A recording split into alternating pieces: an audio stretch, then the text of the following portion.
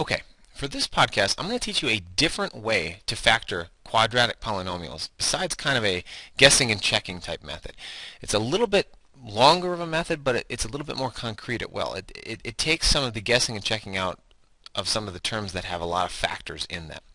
The first thing you'll notice about this quadratic polynomial is there's not a common factor that you can take out of all three terms.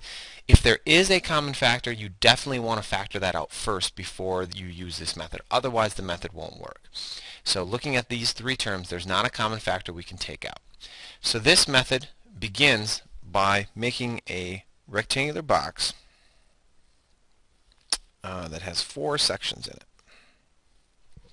So it looks like that.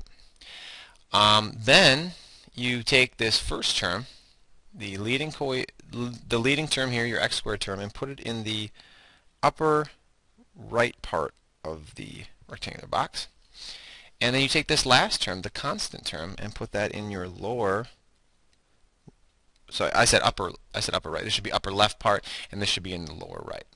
All right. Now what you're going to do is you're going to multiply these two terms together. 4x squared times negative 15x. That will give you a negative, I'll put this down here, negative 60x squared. And this is going to belong to a giant X here that I'm going to put in black. And this, since we multiplied these together, this is what we want our two factors to multiply to as well. We're going to fill in the remaining boxes with factors, and these factors want to multiply to this term right here, this negative 60x squared. What the factors are going to add to is this term right here, negative 4, I'll change my pen color, the negative 4x. So now we need to analyze this situation and think of two factors that multiply to negative 60x squared and add to negative 4x.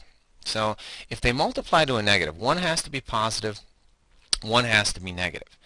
And you think of some factors of 60, 15 and 4, 12 and 5, 6 and 10. The one you're looking for is 6 and 10, because to get them to multiply to negative 60, we're going to need a negative 10x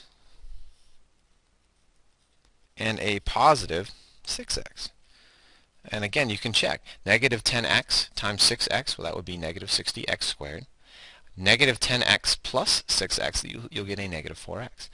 These are our remaining terms for other boxes. We'll put our negative 10x here, and it doesn't matter which box you put them in, and then our 6x here. And you'll see why in just a sec.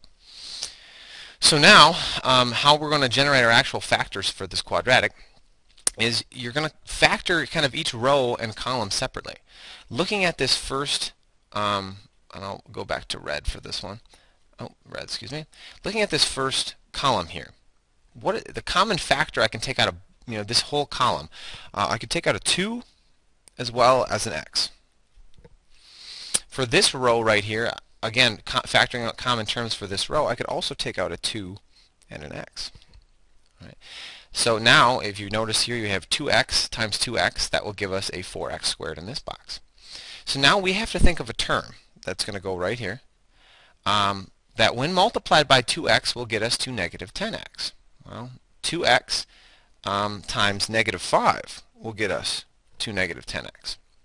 We do that same little trick here. What do we have to multiply 2x by to get to 6x? And that would be a positive 3. Here's the ultimate check to make sure this method works. 3 times negative 5 would be negative 15. So yeah, it works. And these right here are our factors for this quadratic. Let me write them out in the normal way you would see them. You'd normally see them written out as 2x plus 3 times 2x minus 5. Excuse me. So you can see that this method is a lot easier, a lot less guessing and checking to get to your answer rather than the guess and check method. You can also check to make sure that this answer is correct if you want to FOIL it out, get the exact same polynomial you started with.